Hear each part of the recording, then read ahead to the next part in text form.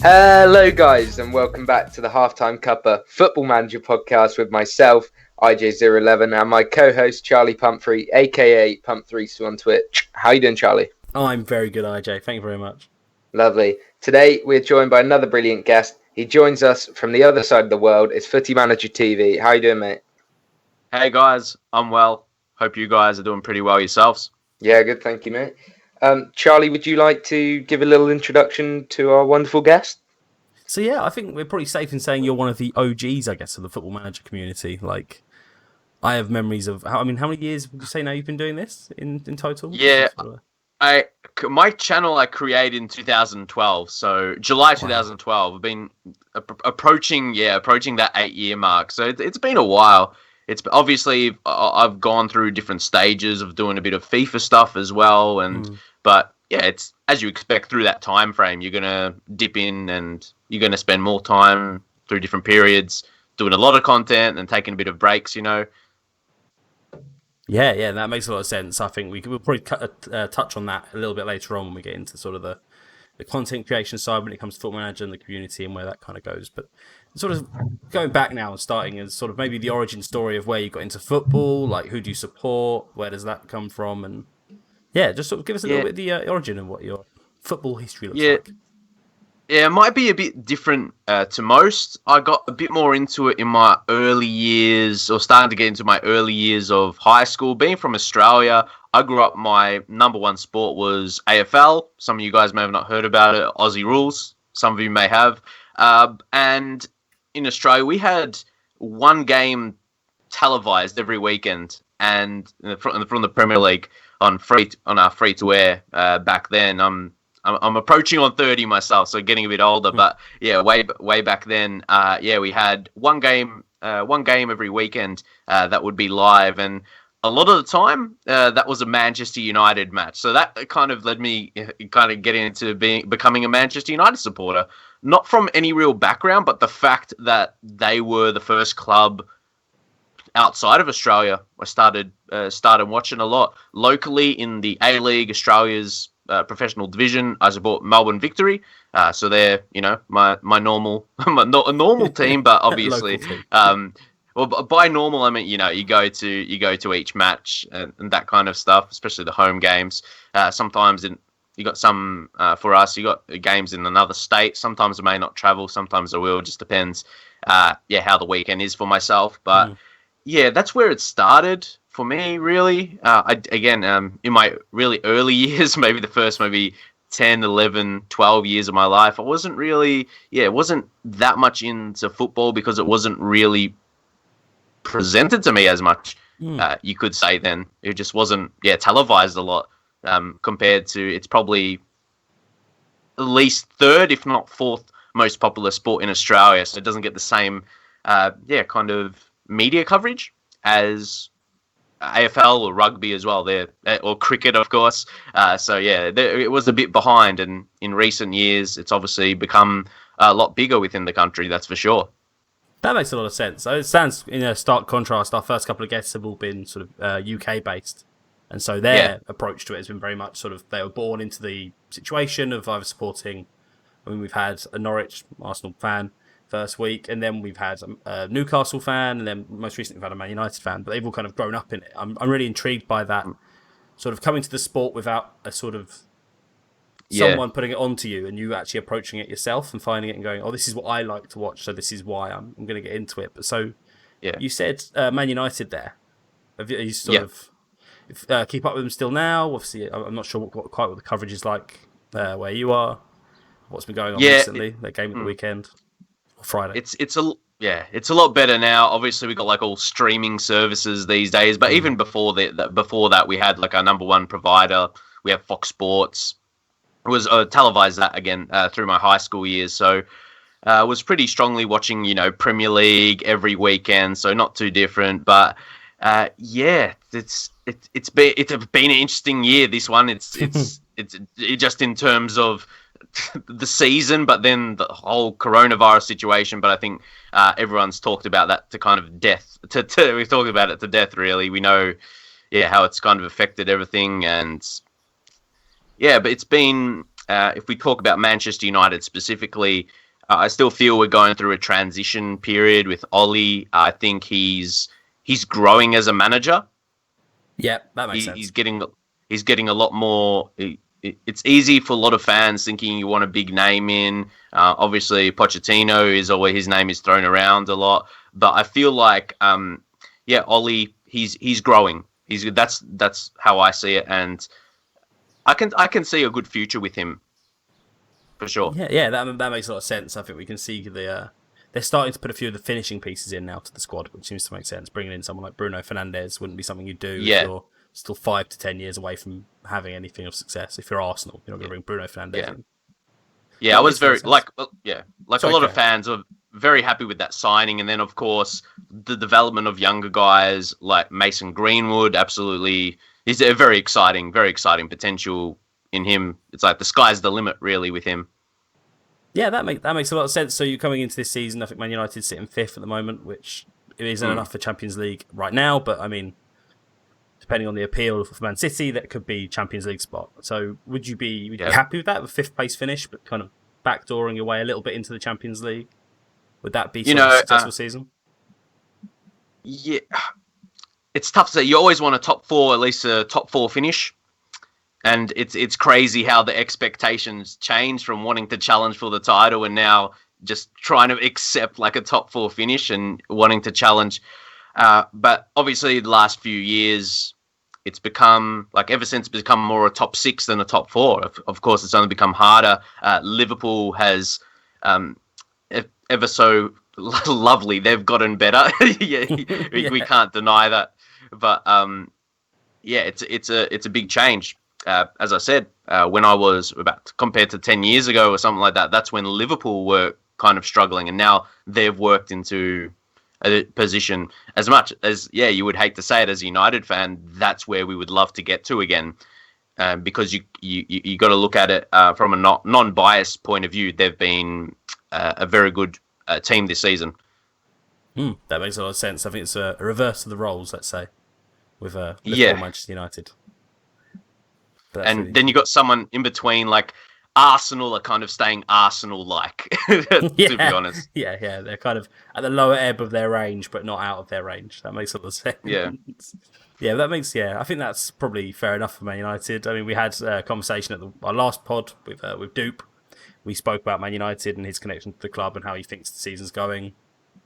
To be honest, it seems like there's a lot of echo with that, with what he's saying, what you're saying, and from what I've seen from other Man United fans, that I think there's an understanding now that the process is going to take a bit longer, and I think the club seem to be understanding that as well, with appointing Ole Gunnar Solskjaer and giving him the time to develop rather than... I think they learnt from the mistakes of David Moyes and Van Gaal and Mourinho and went, okay, how do we do this better? And I think they're doing it better. I think it was a shame that they couldn't... I thought they were probably going to beat Spurs on Friday, so... the Friday's gone from a recording. I think it was always going to be a big recovery. It was never going to be easy after Sir Alex leaving. There was always going to be... It was going to be a tough period. I think that makes a lot of sense. I think actually this probably feeds quite nicely into Football Manager, but when you leave as well and you leave a club, let's be honest, that Manchester United team that won the Premier League in Ferguson's last season was probably the weakest team he ever won the league with. It was the most shallow, it was the most sort of low quality side, but he won it fairly easily that year. And handing that to someone, it wasn't like handing the keys to a brand new car, it was handing the keys to something that needed real work. And I think that's what was the struggle, and not giving David Moyes the tools he needed. And he made mistakes, but I'm not sure obviously that whole period of time it's gone now, and I think people have discussed it quite heavily, the post-Ferguson years. It was interesting for me because before that, while Sir Alex was still the manager, I actually rated Moyes pretty well as a manager. Like for Everton, I reckon he was in his lane. He was in. He would. I liked his tactics again for the Everton club. The club like Everton, he just set up the team perfectly for what they had. Absolutely, no, I think that makes a lot of sense, and I think Ferguson liked him because of what he brought, and he was the sort of appointed successor from Ferguson. That he was like, okay, for years it felt like that he was saying, okay, Moyes is going to be the successor. I think with Ollie, that United have kind of been forced down a road to not get rid of him early because he is a club legend, because the fans love him so much. I think they kind of forced into that, having him for a longer period of time. I think there's an element of that, and I think there's a commitment to the project. I think if they wanted to, they could have brought Pochettino in last summer, or even when he got sacked by Spurs, they could have jumped ship and gone, okay, we'll commit to Pochettino coming in and building his project. But giving Ollie the time seems to make sense. But I think that probably quite nicely covers your origin into football. That's really intriguing, really, really intriguing, and really good to hear. But let's switch lanes a little bit now. Talking of lanes, let's talk about Football Manager. How did you get into the game? Did you get it from an early age? Did you come in, like you say, you've been going for quite a while, like a long time in comparison to a lot of the content creators we've spoken to? Yeah. How did you get into Football Manager? Kind of, like the introduction to football, it was a bit different. I did not. Well, we'll start from the very beginning. I always loved the simulation games, like the FIFA, Pro Evo as well. I didn't really. I came across it by luck. The Football Manager back then. This is the one I found in the shop, in the store once. It was Championship Manager 6. That was my first official management game. Once more, it was a case, as I said, with the football. It wasn't floating a lot around over here. There wasn't, it wasn't filled up on the shelves or anything. I was like, this looks different. I'm into football, and I haven't seen something like this before. This is different. I'm like, hold up. I thought like FIFA is the only football game that existed. Basically, that's how it was back then. Come on, this is probably about thinking about it. Again, this is probably about close to 15 years ago now. So around that time, and that Championship Manager 6 around that time. And then I quickly got introduced to the Football Manager side of things. Championship Manager was a very good. I think that's where it started, because I just remember days I was staying home from school and playing the game. I'm like, okay, this is when a real addiction is kind of starting. So that's where it all began, pretty much. That makes a lot of sense. I mean, I think we've all got these origin stories and where they come from. That's really intriguing to hear, just sort of coming across the game. I think a lot of us, again, we come to it sort of as a sort of destination. You go, okay, I want to get to Football Manager. I'll play FIFA, and then if after a few years I'm into it, then we'll go on to something that, let's be honest, Football Manager is a little bit more hardcore than FIFA. It's not quite got the casual element to it that FIFA does. See, I think it used to be like that. It was much easier just to start up back in that day. And now, someone who's never played Football Manager, you see the game and you're like, okay, where do I start? What do I do? How do I do it? It's a lot. It is a lot. And I think if you've been through the evolution of the game, I think you can take year to year. It's not a big step, but I think if you play Football Manager 2015 and then try to get into Football Manager 2020, you'd be like, oh, these are very different beasts. These are sort of designed to do very different things, and I think that makes a lot of sense. But I mean, we're talking about FMs here. Which, if you had to pick an edition of the games as you played it, which one would you pick as your favourite? Which one would you say has been the one that you've been most keenly affiliated with? I think I would have to say the one I would have had most hours put in was still a bit of a throwback now. It was Football Manager 2008. That was we talk about how I had that evolution from Championship Manager. The 2008 game, I think I touched on 2007, but then 2008 was out and I got access on that. And I think a lot of older players do like that game. That's from my memory, I think. Or maybe that's just me. That's just what I got connected with. But I've seen some people talk about 2008. 2012 it was kind of a different period for me. But they were both big games. The 2008 and 2012 for different reasons. 2012, I said when I started my YouTube channel, the 2012 game was the one that really got me back into it. I think it could be how your lives are as well, because I would have finished school in 2008, 2009. So those 2010 and 2011, I did not play a lot. See, so from my point of view, those games weren't as good, but it could have easily been just because I didn't play them as much as previous years. Sometimes it can be like that. Yeah, that makes a lot of sense. Like I said, what we've heard from people is that it's a lot of the time as well, you find that the game you think is the best or your favourite is the one that you've maybe had the longest term save with or the most connection Yeah, that's with. it. Yeah, I think I heard that as well. Like, I was listening to back one of the previous podcasts. Someone said that it's just the fact of what games you've had your best saves in, and you remember them well, or if there's just specific reasons why you like that game. It's not. I liked, say, FM14 because of this feature. There's no specific feature that comes to your mind exactly. There might be a few things here and there, maybe the tactic side of things you really liked, but yeah, there was multiple things that could lead to it that I wasn't really feeling it around FM10, FM11, around that time. Again, could have been more personal reasons. It was very busy transitioning from ending school and into work and that kind of stuff, and then I got more settled in my life, and then I started getting back into Football Manager more. It's how those things play out, I suppose. Yeah, that makes a lot of sense. I think, like you say, these personal things and your exposure to the game, I think, affects how much you can put into it. And Football Manager is very much one of those series that the more you put in, the more you get out. If you only play saves for one season, then you're like, well, it's fun. But if you're playing a save for 20 seasons, you're naturally going to be more in depth with. It's going to feel more lived in, I think. And I think that's what makes a lot of it for me. The saves I remember well are the saves that I've played 20 seasons plus in. Yeah, I think a lot of our guests have said that, as in like the game you play more is the one they love. I think that really does hit on it, though. I don't think we've actually put it that way and framed it as the game that you've played the most. We've always said, the game you've done the best in is the one you like the most. But actually, I think that's spot on. Actually, I think that really does make a lot of sense. That maybe the game that you put the most time in is almost you get equal return out of it. That the enjoyment you get out of Football Manager isn't quite the same, I think, as other games. Yeah, and people have very different perspectives on it. I'm sure if this was let's stay topical, a Last of Us podcast, people might not have put so much time into The Last of Us 2, but like obviously you put more time into the first one, so love that game more. I think it's very different. If you want to get more out of it, you put more in, and I think it's a good return on investment for time, I think, Football Manager, as opposed to some other football games, not looking at any specific series, FIFA.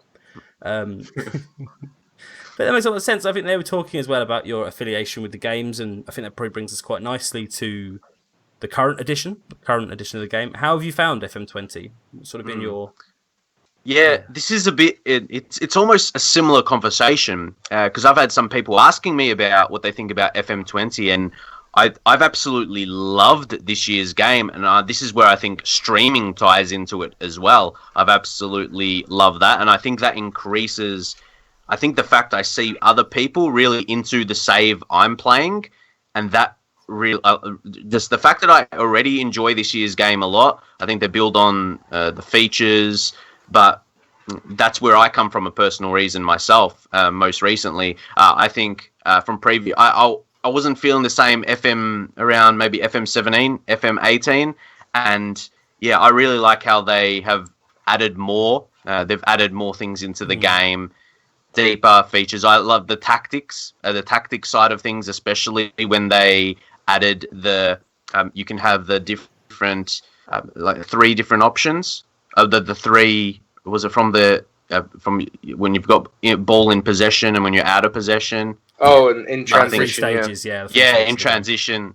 Yeah, I think that was needed for a really long time, and that really presented more with the tactics. And Football Manager, of course, tactics one of the biggest things there would have to be in the game, and yeah, that I really enjoyed that. Then dynamics really becoming important. One of my favorite things is when your players, say if you have a team talk, something like that, a leader gets a positive reaction, and then players around the squad react well because a leader. I kind of like that. I mean, I always like to try and get my players having good morale. So anything leading to your players becoming happier, I'm like, yep, I love that. That's a good feature.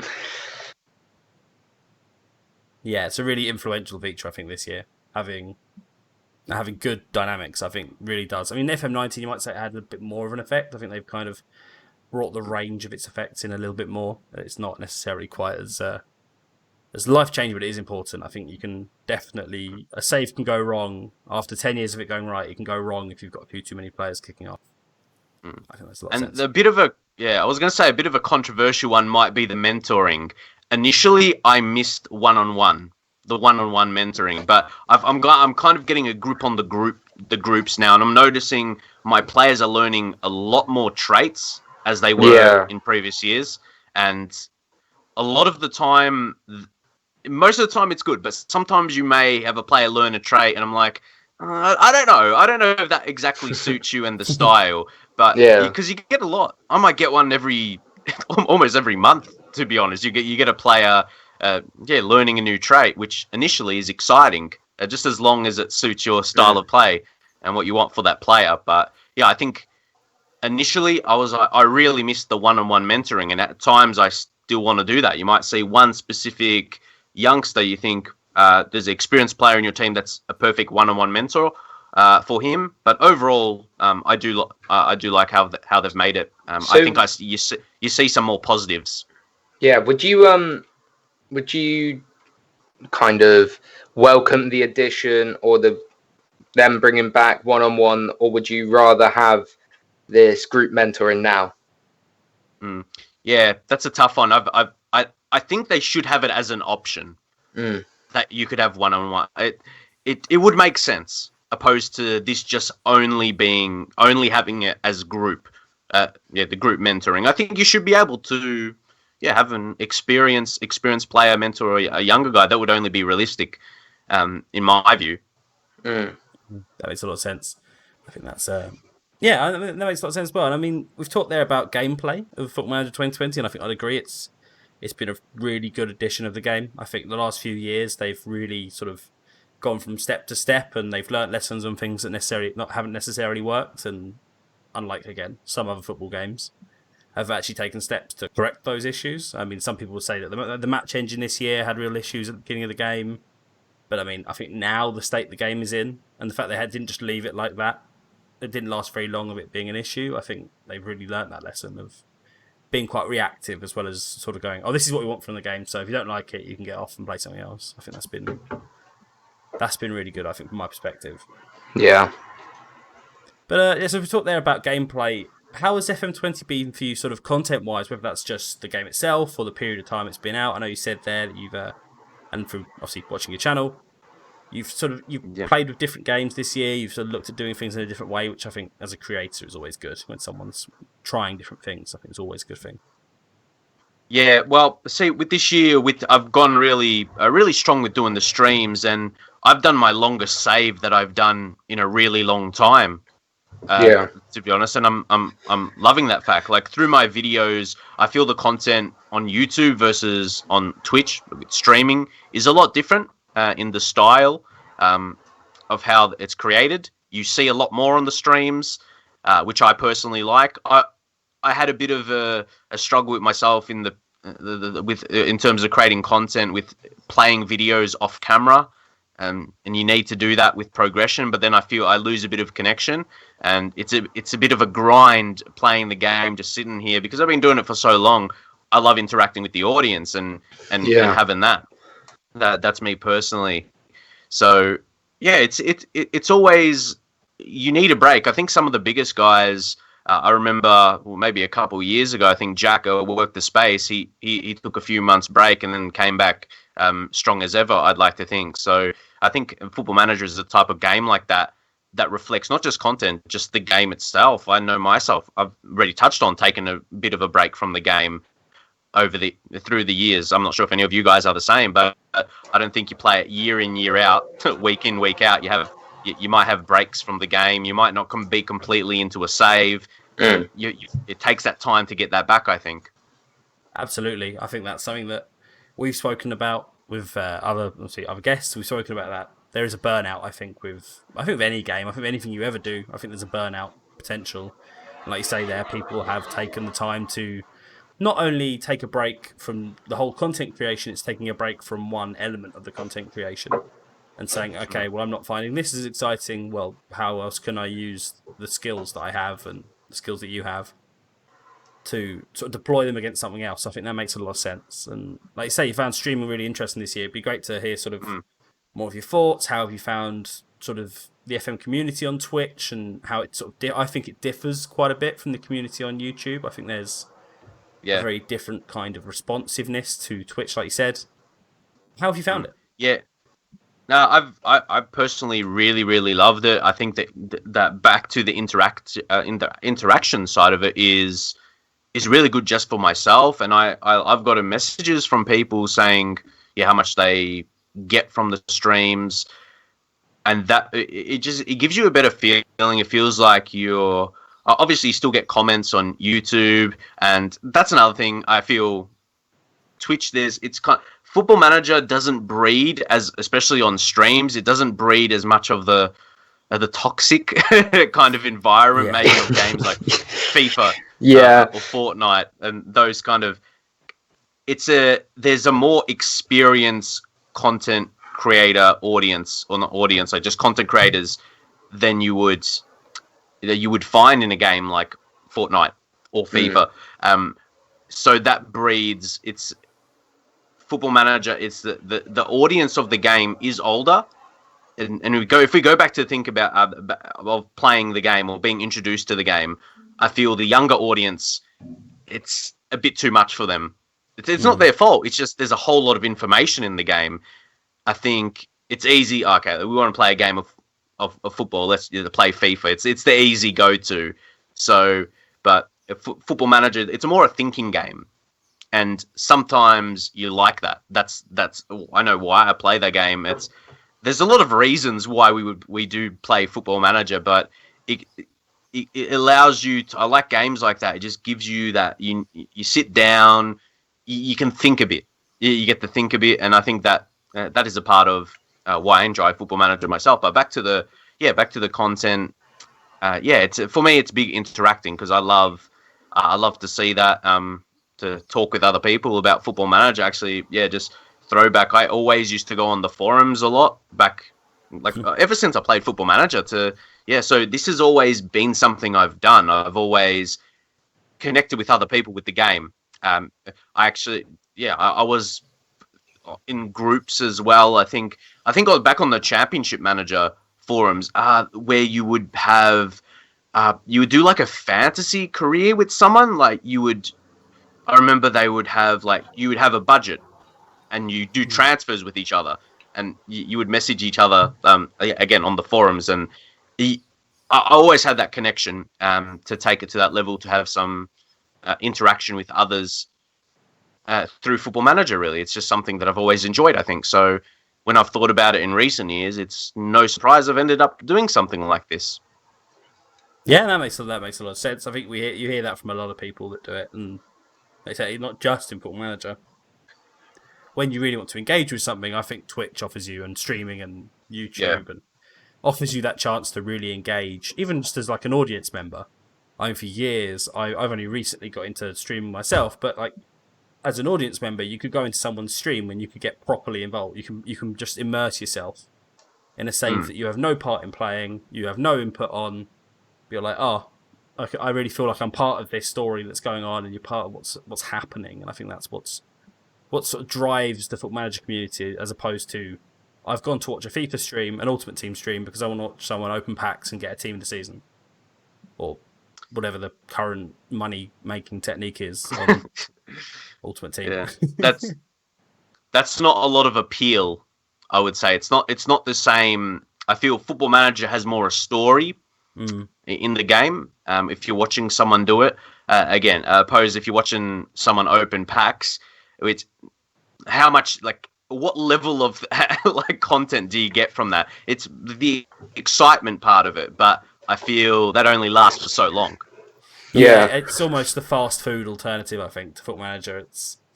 I don't want to get fully involved, so I'm gonna go, and we're gonna immerse yourself. And I think career mode is probably more towards the Football Manager side of things. Yeah. Unfortunately, that game mode has its own bevy of problems, which we could probably sit here for a whole other hour-long podcast and talk in depth about the issues with that. But I think there's Football Manager. Once you really immerse yourself in it as an audience member, as a creator, there's nothing quite like it. I think that comes. I think it's got more akin to those longer sort of storytelling games than FIFA, to be honest.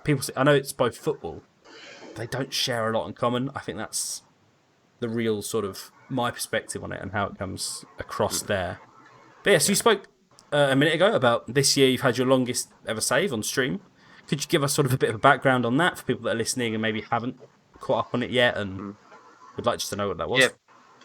Yeah, and it's an interesting one. It's something that I've stayed away from a lot previously. We started as a journeyman, started unemployed, Sunday league footballer. Yeah, you know the drill, no experience.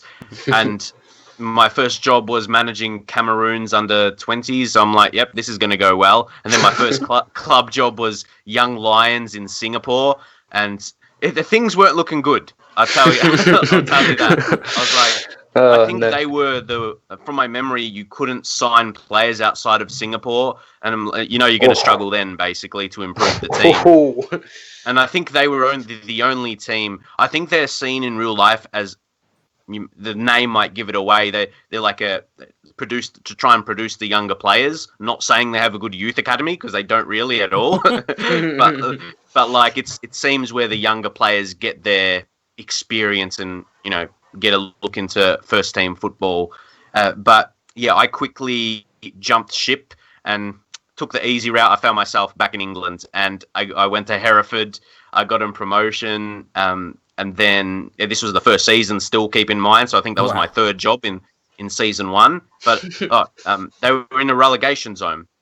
So I kept them safe. Then the following season is when I got them promoted, their first promotion. And then I was top of the league. I'm just walking through the whole career at this point. No, go ahead. The following season, I was top of the league in the National League. And then throughout that season, I was getting championship clubs coming calling. I think I got like a 4th club job offer from a championship club specifically. And like I was keep getting jobs from the obviously Skipper League 2 and League 1. None of those teams came calling. And I think I think it was the 4th team, which was Birmingham.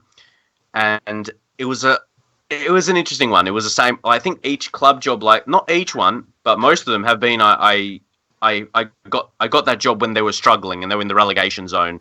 Yeah. So once more, I kept them safe. The following season, I got them to the playoffs and the playoffs final. And I don't even want to talk about what happened in the playoffs final. We can guess. I think we've all been through that situation in playoff finals. And yeah, I ended up.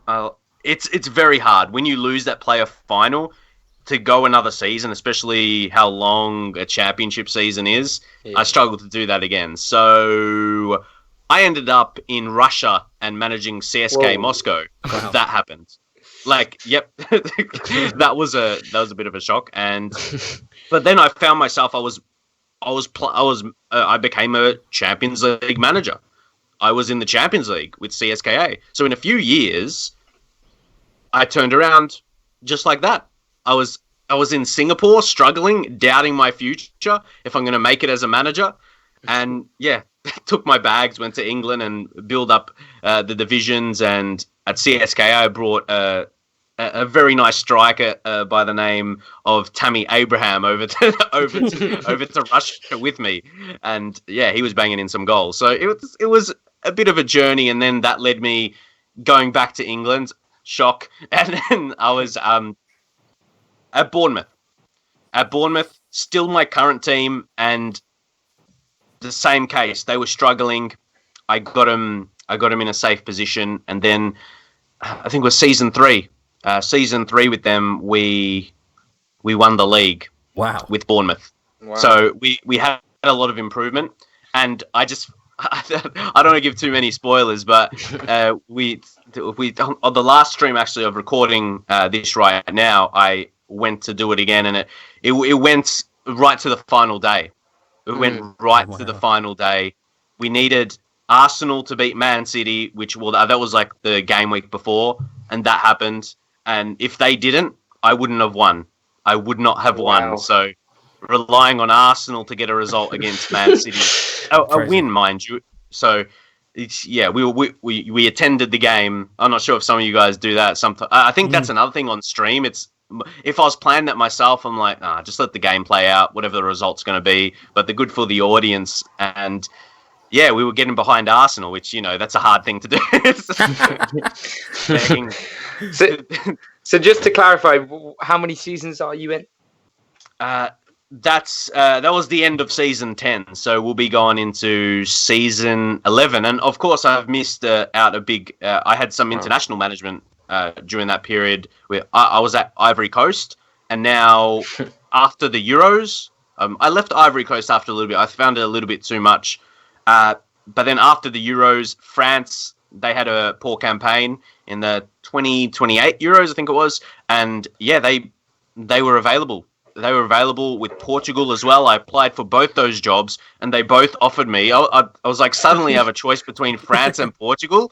My life is great. Like, wow, these are great offers. So, yeah, we had a little bit of a think, and France was I always question this in the stream or mention it. I feel like if you want to have a chance to win the World Cup in your save, especially if you're doing a journeyman, I think France has to be right up there if you're going to choose a club out of your best chance of winning. So I'm really happy we're in the World Cup qualifying period at the moment. So I think, yeah, that's going to be it's a high point of the save right now. It's very exciting to be approaching on a World Cup with France. We're also where are we?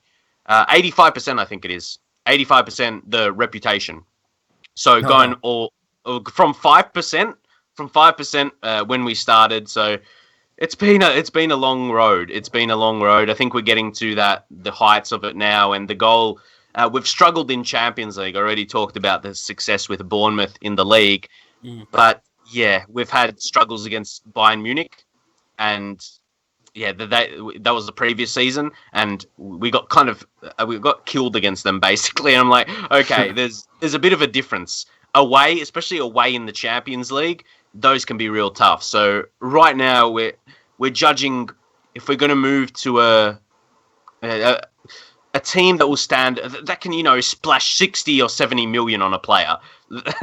At Bournemouth, we've been kind of wheeling and dealing, looking for players on release clauses, which we have done. We've got a star new gen striker, or new gen or regen, however some people like to call them. Yeah, that's a conversation. That's a whole different conversation. But yeah, a guy we signed about 27 million. Now he's one of the best strikers. He's 70 million.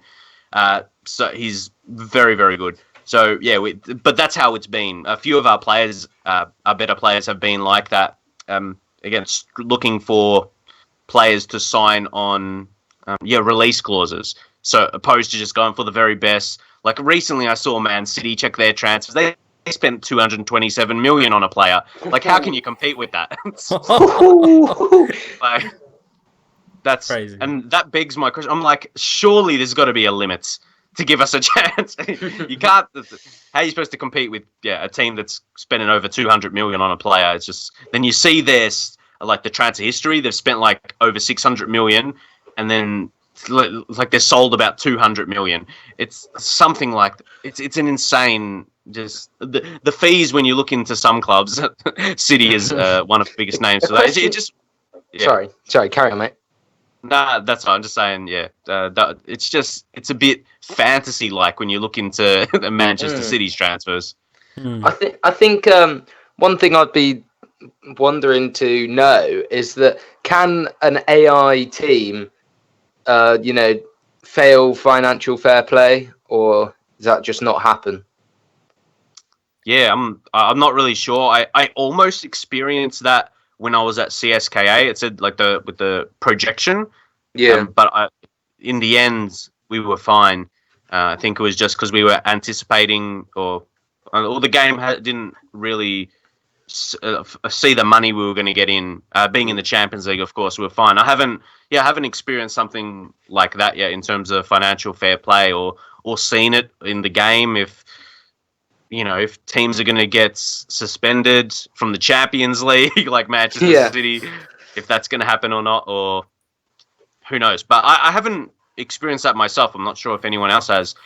So I can't give my opinions on it. But I haven't seen it too much. Obviously, it was an addition to the game, but I haven't seen it really replicated or being affected, really. Yeah, I think it'd be an interesting thing to research on and see if it is a thing for AI teams, not just human managers. I've seen it happen personally. I saw Liverpool in one of my saves this year fail financial fair play and missed out on the Champions League. Oh, nice. which it doesn't happen very often, but I think it's probably the case that in real life it doesn't happen very often, that these big clubs, especially in the Premier League, make so much money that they'll spend, I know you're saying there, a net 400 million on players because they've got the money, which is a little bit crazy that the game can simulate just how much money those clubs have got. Yeah, it's a little crazy.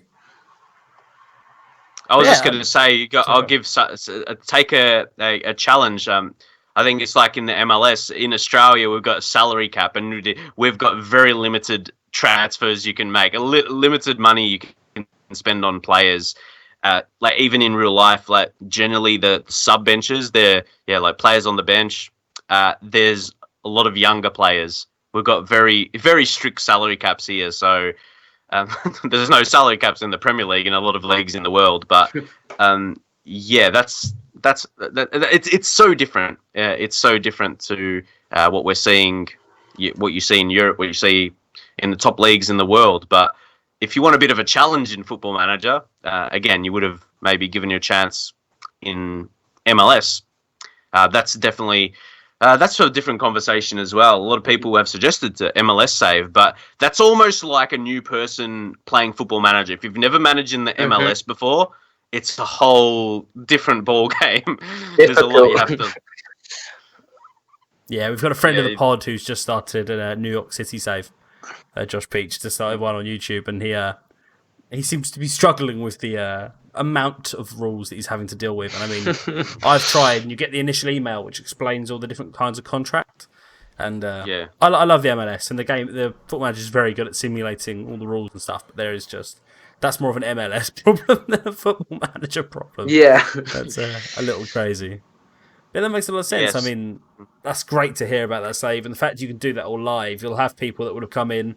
Oh, I came in with I watched when it was Young Lions, and I watched when you were Cameroon under-20 manager, and I came in at CSK. Like all these people had different versions of that story, which I think is great. It's been pretty good because the amount I've done it. I started that save it was mid-March.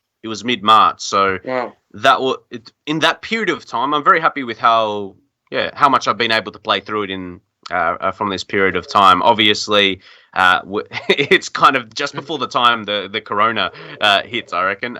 So yeah, it was a great time for starting. A lot of people have been available to watch some Football Manager. That is for sure, and get invested in a save. Yeah, that makes a lot of sense. I think that leads us quite nice actually into one of our final questions, talking about the FM community in general, talking about where talking a little bit more as the wider landscape of the FM community. I mean, we're recording in the week of, is it the 4th edition this week of the Streamer Showdown, which I'm not sure how much you've seen of that. And that seems to have brought a lot of people in. I think when you get people like Spencer FC, I mean, this is a lot of the UK audience, I'm imagining. Yeah. I think, that's really, I like to see that. It's good for the community. I feel it's helping grow the audience and just how it's presented. I think, everyone involved has done a very, very good job. I think it was a Viking Dan with the lowdown. I think that what he was doing presented very well. It's just there's a lot of good content creators, especially streamers. It's really high quality in terms of versus other really popular games versus the viewers on Football Manager. Like for me, during the day in Australia, there's barely anyone live, and you maybe got a 50 to 100 total viewers of Football Manager, while FIFA has thousands upon thousands. Yeah, it's such an insane difference. It's good during kind of the best time of the day, maybe late in the afternoon, evening.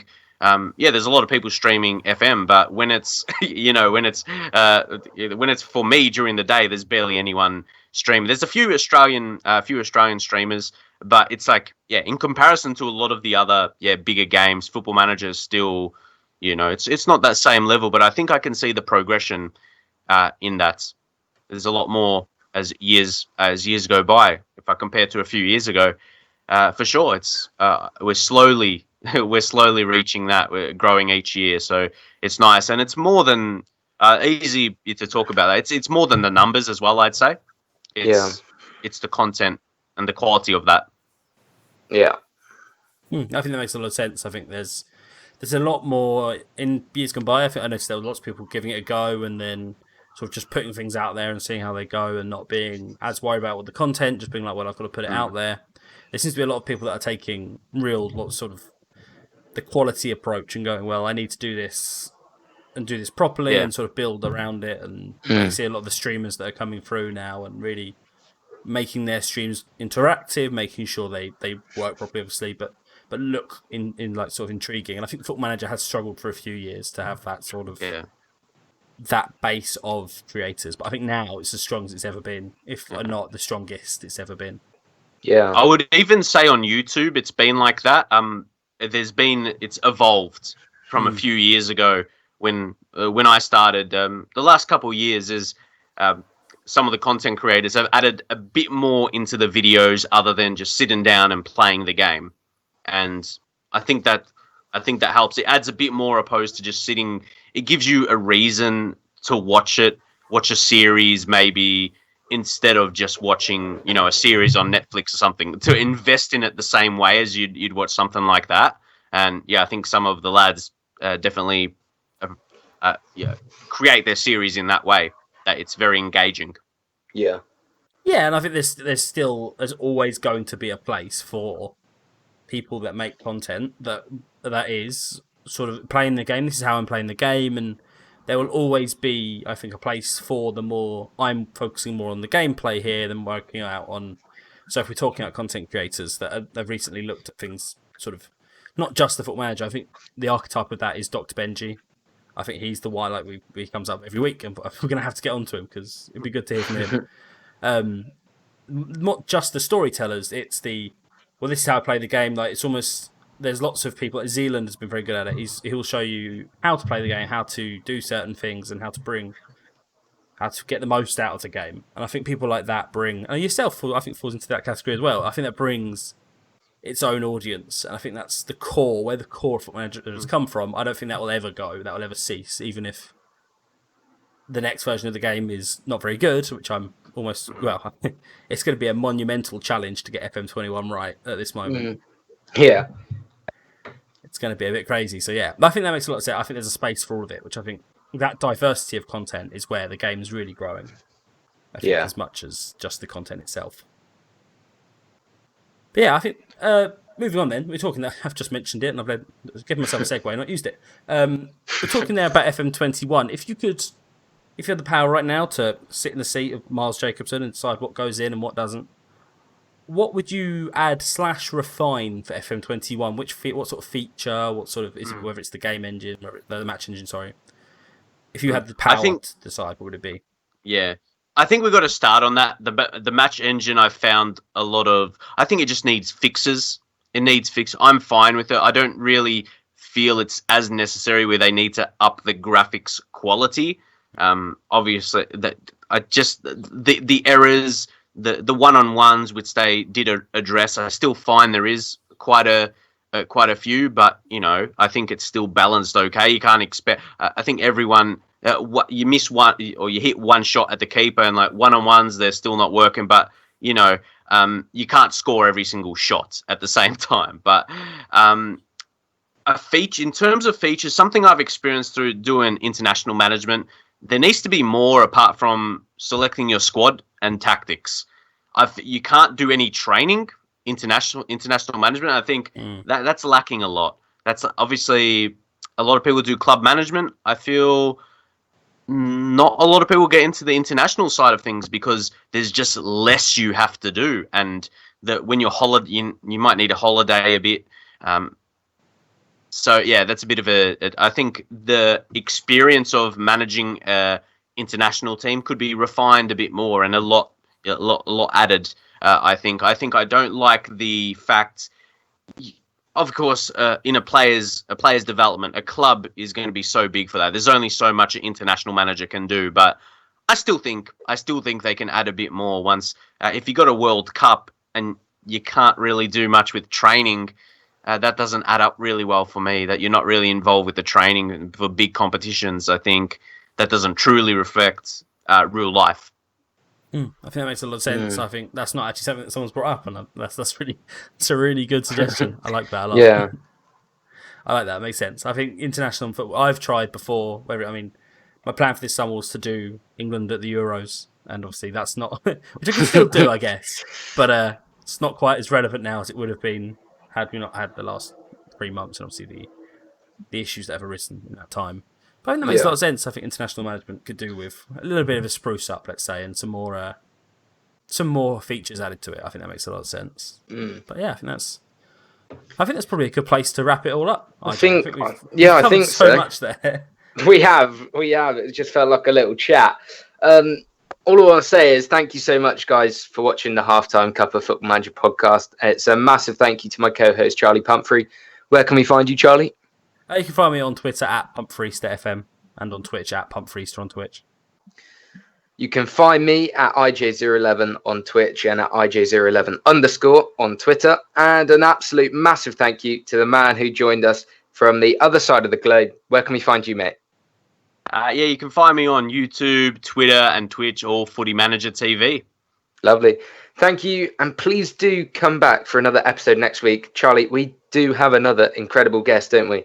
I think we spoke there about the FM community being great, and the response we've had from people willing to come on has been huge. And our next guest keeps the bar equally high, I think. Indeed. Thank you so much for watching, and that's me out. Thank you very much. Goodbye.